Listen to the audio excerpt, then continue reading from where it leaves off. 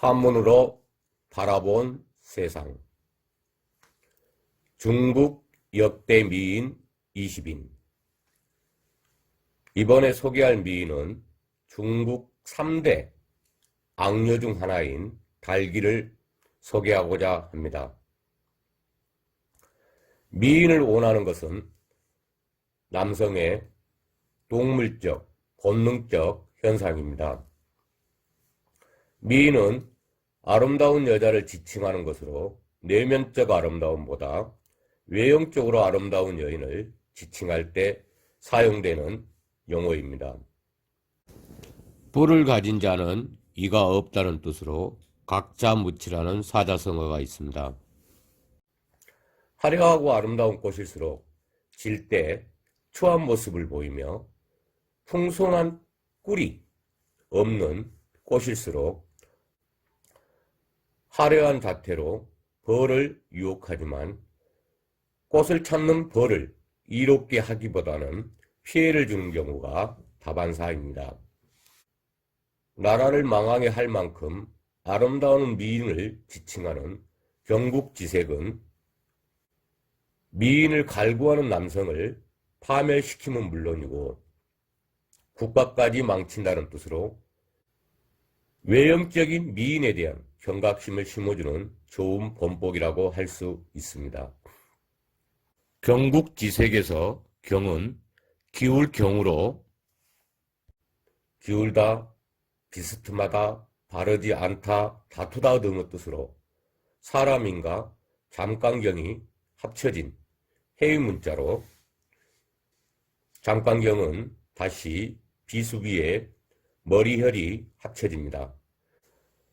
정리하면 경국지색의 아름다운 미인이란 사람의 머리에 빗을 꽂아 짧은 시간에 인생을 기울게 하는 존재로 문명이 시작된 이후 현재까지도 이 진리를 터득하지 못하고 미인이라 하면 오금을 저리는 남성들이 있으니 동물적, 본능적 탓을 낭쳤고 역사학습을 통해서 감정을 다스려 올바른 이성가를 가슴에 품어야 할 것입니다.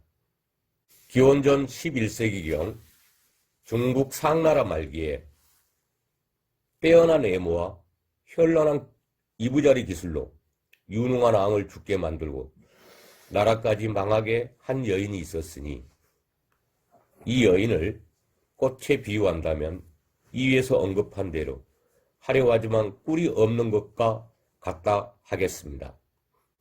하나라 거랑은 매의와 사치스럽고 방종한 생활을 하다가 탕왕에 의해 멸망하고 상나라가 들어섰습니다. 상나라 31대 주왕 자수시는 어려서부터 총명하여 말을 잘했으며 차차 성장하니 혼자 능히 몇 사람을 당해낼 용기를 가진 겸인지용의 외모가 준수하고 신체가 장대하여 힘이 장사였는데 그 힘은 무기를 사용하지 않고 맨주먹으로 호랑이를 잡고 9마리 항소 꼬리를 잡고 뒤로 끌어당길 정도였습니다. 또한 눈과 귀도 매우 예민하여 상당한 분별력을 가지고 변방의 골칫거리였던 동이족과 장기간 전쟁을 치러 동이족을 평정하고 대외적으로는 많은 전쟁에 참여하여 가는 곳마다 승리를 거둬 상왕조 문화를 해수와 장강유역에까지 전파하였으니 그 기세가 가히 힘은 산을 뻗고 기상은 세상을 뒤엎을만 하다는 항우장사의 역발산 기계세를 능가하는 힘과 기상을 지니고 있었습니다. 건강한 신체와 영특한 머리를 가진 탓이었을까요? 왕성한 정력을 소유한 그는 애석하게도 자기 주장이 너무 강하고 성격이 포악하다는 단점이 있었습니다. 주왕 7년 봄에 갑자기 북해 제후 72인이 반란을 일으키자 주왕은 20만 군대를 보내 반란을 진압하도록 하였습니다. 20만 대군이 북벌을 위해 출발한 지 한 달쯤 지나 조정회의에서 신하들이 주왕에게 진언을 올립니다. 여왕은 중국 고대 신화에서 인간을 창조한 최고의 여신입니다. 3월 15일은 여호와님의 탄생일로 기리리니 여호와궁에 참배를 하시면 반란은 조만간 진압되고 상왕조도 자자손손 번창할 것입니다. 조왕은 신하들의 진언을 받아들여 근위병을 이끌고 여호와궁에 도착했습니다. 조왕은 여호와궁의 장대한 규모에 놀라면서 일단 안으로 들어가 향을 피우자 궁을 감싸도는 신성하고 맑은 기운을 온몸으로 느낄 수가 있었습니다. 조왕이 여호와궁에서 참배를 하면서 벽면에 걸린 초상화를 보았는데 선녀와 같이 아름다운 여호와를 보고 한눈에 반하여 그만 음탕한 생각을 품게 됩니다. 조왕은 여호와를 희롱하는 시를 여호와궁에 적는 경고망동을 하고 나왔습니다. 이에 여호와는 크게 노하여 구미호를 불러 조왕을 현혹시켜 그 왕국을 파멸시키라 지시합니다. 한편 북해의 반란 제후들은 모두 조왕의 정벌군에 의해 평정되고 반란에 참여한 72인의 제후들은 사형에 처해지게 되었습니다.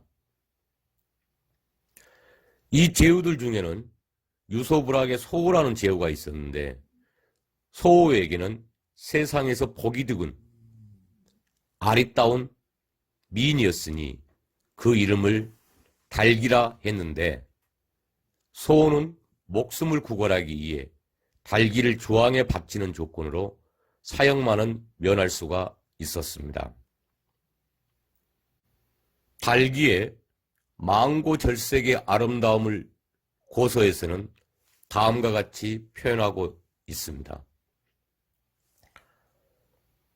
구름처럼 검게 드리운 머리카락, 살구 같은 얼굴에 복숭아 같은 뺨, 봄날의 산처럼 옅고 가는 눈썹, 가을 파도처럼 둥근 눈동자, 풍만한 가슴과 가냘픈 허리,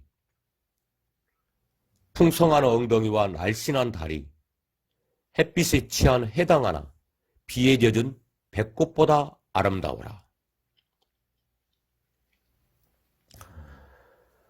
반란군을 진압한 주왕의 군대가 노획물과 아름다운 여인들을 주왕에 바치기 위해 경성, 조가로 가고 있다는 소식을 접한 여왕의 명령을 받은 구미호는 달기가 지나가는 길목을 기다리고 있다가 달기의 영혼에 몰래 들어갔습니다.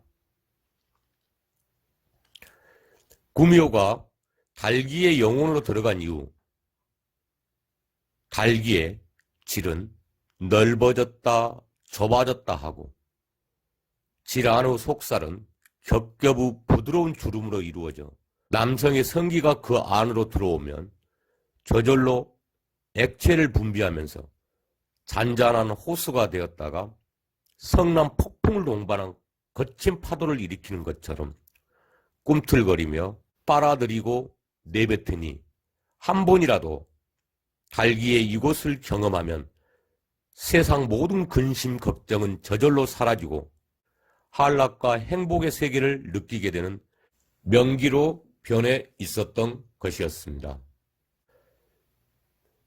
여호와궁을 다녀온 후 여호와를 잊지 못한 조왕은 상사병에 걸려 자고 먹는 것도 잊은 채 궁궐에 있던 많은 미인들을 무용지물이라며 눈길조차 주지 않고 우울해했습니다. 북벌을 평정한 대군이 미인들과 많은 전리품을 가지고 돌아왔다는 소식을 접할 때까지만 해도 주왕은 요와 생각에 넋이 빠져 있었습니다.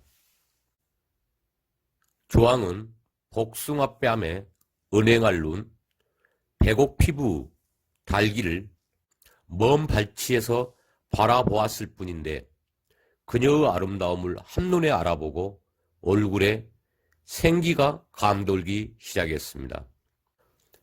세계 여신 달기를 본 순간 첫눈에 반한 주왕은 밤이 되기를 기다릴 것도 없이 곧바로 그녀를 침대로 데려갔으며 달기는 3번의 닭 울음이 있을 때까지 주왕을 단 한시도 놓아두지 않고 붙들어 인간 세상에서 맛볼 수 없는 쾌락을 주왕에게 제공했습니다.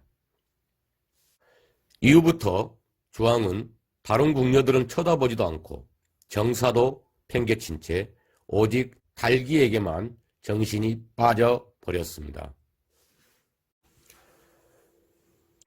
공둔탑은 무너지지 않는다는 적공 짓답 불타라 하였지만 미인 앞에서 남성은 초라하게 그지없는 심령 공부가 하루아침에 수포로 돌아간다는 심령 공부 도로아미 타불이라고 오랜 모진 세월을 참아가며 쌓아놓은 남성의 이대한 업적은 이 미인에 의해 한순간에 무너질 수 있는 법.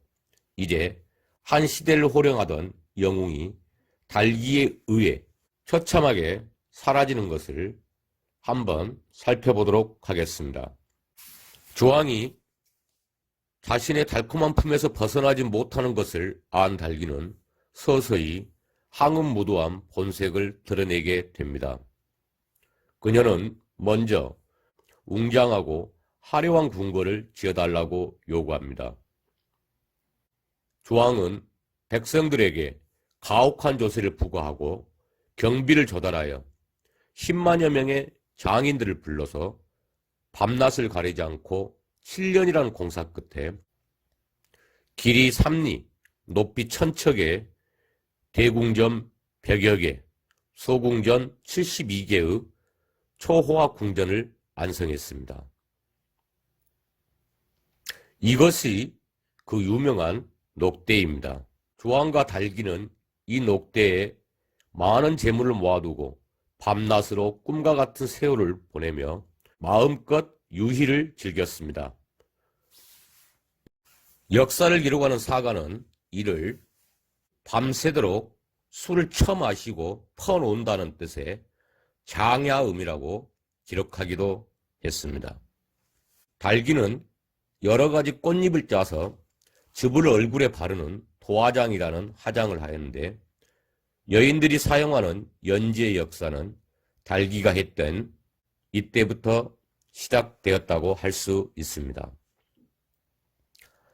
하나라를 망하게 했던 폭군 거랑은 잔혹한 형벌을 만들어 많은 백성들을 아비규환으로 고통받게 했는데 상나라를 세운 탕왕은 이 형벌이 너무도 잔인한 형벌이라 하여 폐지하였고 경미한 형벌로 죄인들을 처벌하곤 했습니다.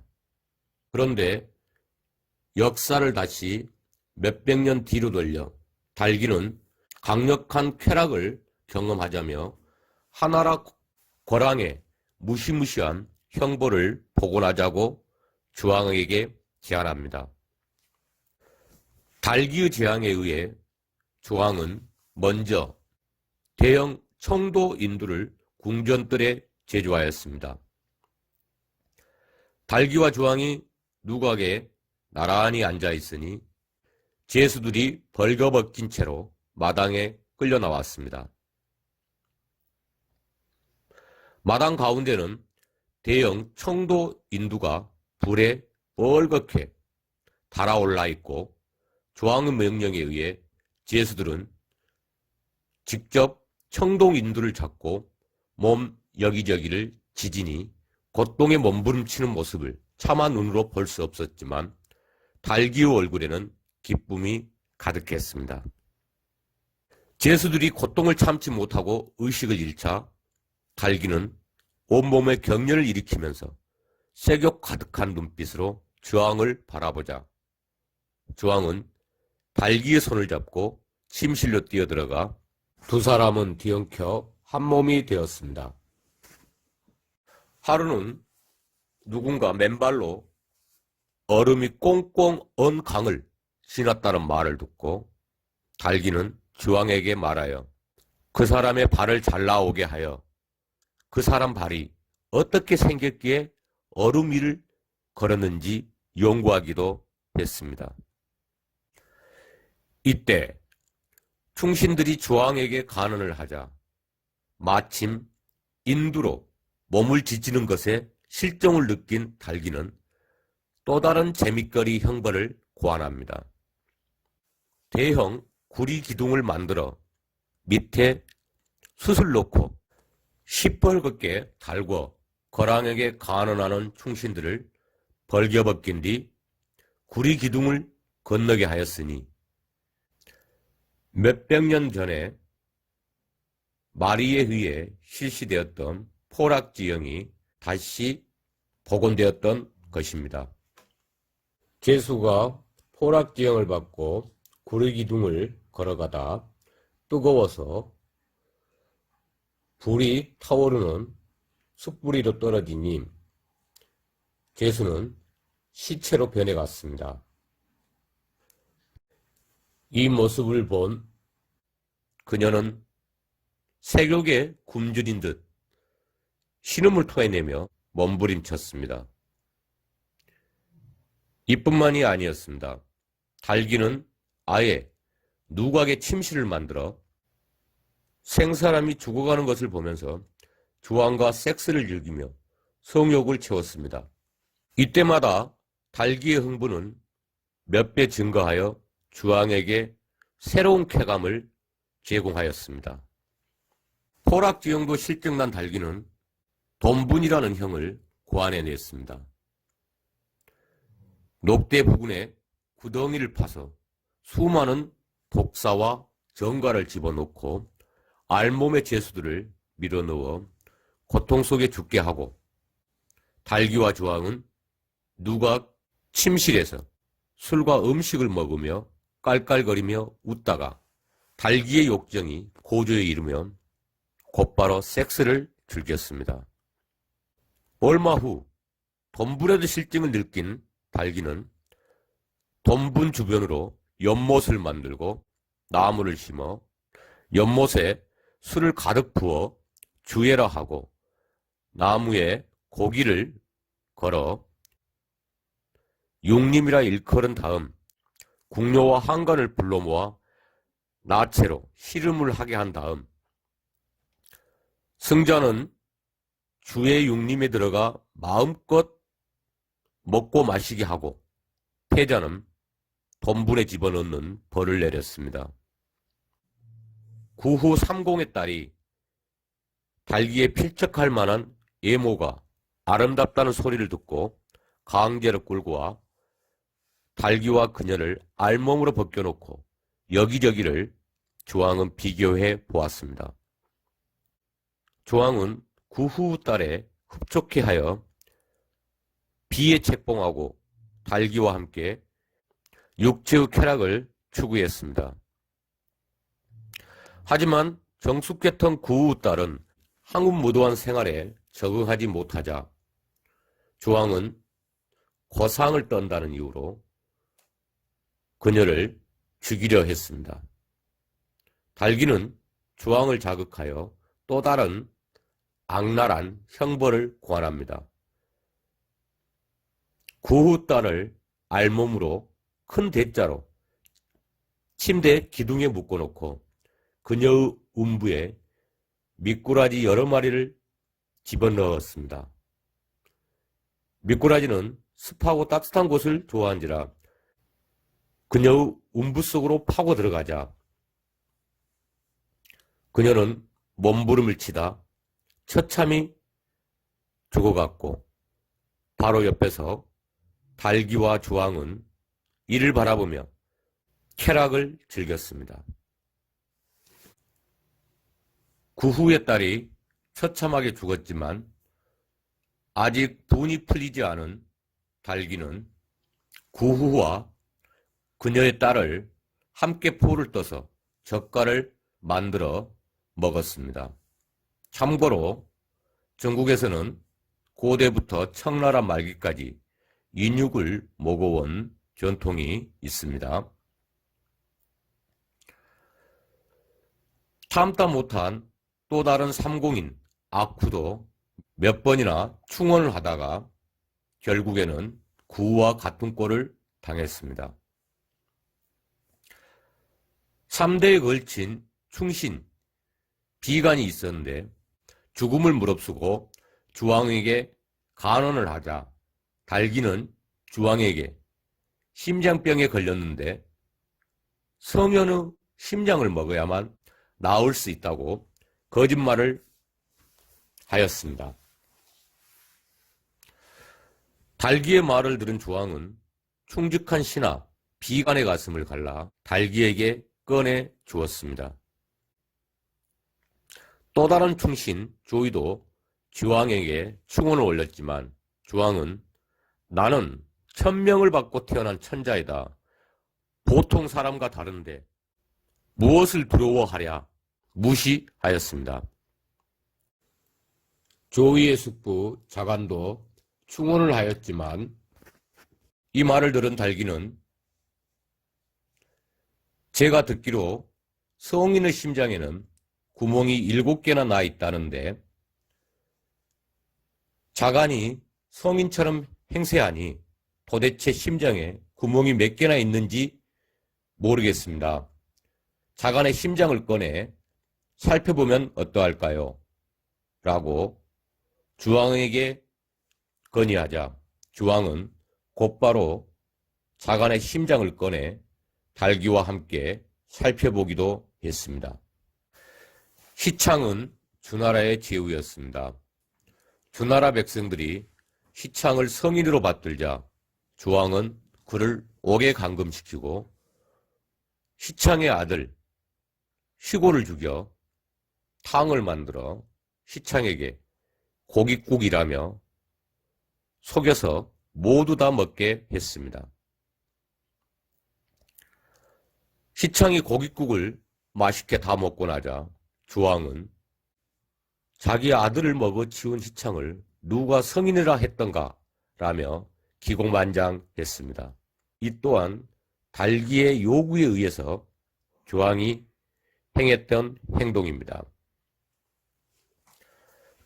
주나라가 많은 보물과 미녀들을 주왕에게 바쳐 시창을 석방시킬 수 있었습니다.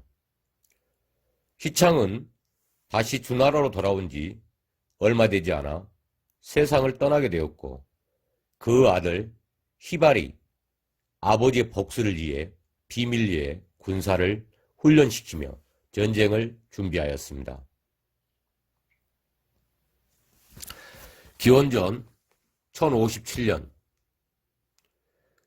서백 시창의 아들 희발과 강태공이 대군을 거느리며 상나라의 수도 조과를 공격하자 조왕은 놋대의 불길 속으로 몸을 던져 자살을 선택합니다. 하지만 달기는 강태공의 병사들에게 붙잡혀 끌려가면서도 자신이 조왕을 홀렸기에 상나라가 멸망한 것 아니냐며 큰 소리를 치며 떳떳해했습니다. 하지만 본심은 자신의 예모를 믿고 어떠한 남성의 마음도 사로잡을 수 있다는 자만심이 숨어 있었습니다. 그토록 많은 사람을 죽이고도 달기는 자신의 아름다운 외모가 자신을 지킬 수 있을 거라 확신하고 있었습니다. 달기는 끌려가면서도 이렇게 했었습니다. 세상 그 어떠한 남자도 내 아름다운 얼굴을 보고서 나를 죽이지는 못할 것이다. 하지만 달기의 운명은 여기까지였습니다. 상대가 남성으로서 생식 능력이 조금이라도 남아있는 사람이라면 달기의 생각도로 되었을지 모르지만 상대는 이미 90이 넘어 여자를 나무 토막 보듯 하는 강태공이었습니다. 강태공은 달기를 묶어 전쟁에서 사망한 자의 넋을 기리는 신전인 봉신방 앞으로 끌고 가 여러 사람이 보는 앞에서 참수를 하도록 명했습니다.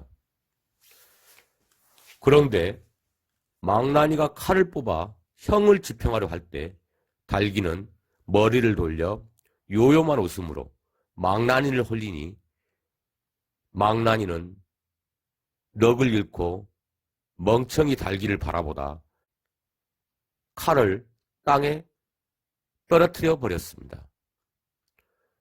또 다른 망나니로 바꿔도 모두 마찬가지였습니다. 강태공은 달기에 사람 홀리는 기술이 신의 경지에 도달했음을 알고 그녀의 얼굴을 촌으로 씌운 뒤 형을 집행하도록 하니 이로써 달기의 악랄한 행동은 세상에서 끝을 맺게 되었습니다. 이렇게 상나라는 멸망하고 주나라가 중원을 지배하는 시대가 열리게 되었습니다. 달기정이라는 중국 비어가 있습니다. 여우 같은 년이란 뜻으로 달기와 같이 음흉하고 음탕한 여인을 욕할 때 사용되곤 합니다. 역사를 배우는 이유는 과거 사실을 알면 현재의 어려움을 극복할 수 있는 지혜를 얻어 현명한 판단으로 미래를 예측하는 슬기를 갖추고자 함인데 내면적 아름다운 인성이 안성되지 않은 외형의 아름다움을 무기로 미인이 세상과 훌륭한 남성을 어느 정도까지 파멸시켰는지 달기를 보면서 현재를 살아가는 남성들에게 조그만 교훈이 되었으면 합니다. 중국 역대 미인 20인의 다음 시간에는 웃음의 대가로 나라를 요구한 여인 포사에 대해서 이야기하도록 하겠습니다. 시청해 주셔서 감사합니다. 성운 한문쌤이었습니다.